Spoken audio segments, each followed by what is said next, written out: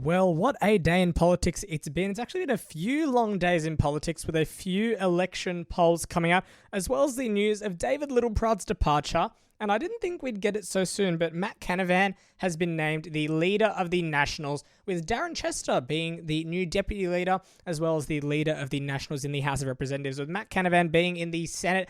That's some big news, and I didn't think anyone saw that coming. I would have placed my bets on Michael McCormack being the next leader of the Nationals. Of course, he was there between Barnaby Joyce's tenure as the leader of the Nationals. He was there. Barnaby Joyce was there twice. He was there in between. And it's been interesting watching all the National stuff unfold. Look, of course, David Littleproud, leader from 2022 onwards, did resign saying he was buggered, which, look, fair point. It's a tough job. Politics is a tough life. Looking over to the seat of Farrer, we have our first poll that's come out. Now, this one's pretty interesting because it shows that One Nation is first in primaries. I didn't think we'd see this coming.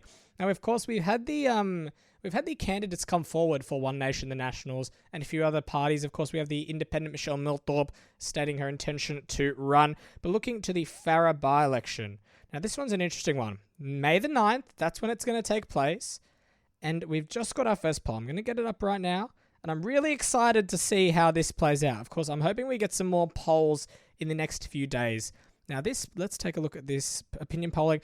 We have the Liberal Party dropping back on 19.1, the National Party on a measly 5.2, Michelle Milthorpe, the Independent, on second with 23.3, ALP on 9%, and One Nation in first on a 28.7%. There's no two-party preferred vote for this one, but look, I think that's great.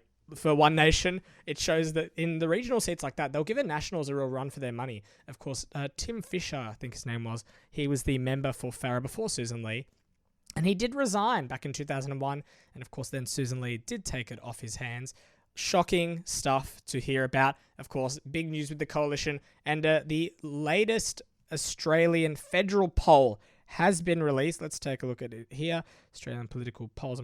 I love these Wikipedia pages. They are honestly updated every day. Actually, there's two. Two.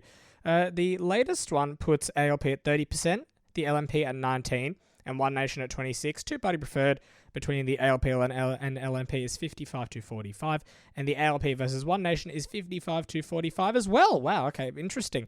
And the second poll was done from the 2nd to the 8th of March by Roy Morgan, an online poll, putting the ALP at 26.5. That's the lowest they've been ever since the 2025 Australian federal election in polling. The LNP is at 22.5. Greens on 14.5, and One Nation in second place on 23.5.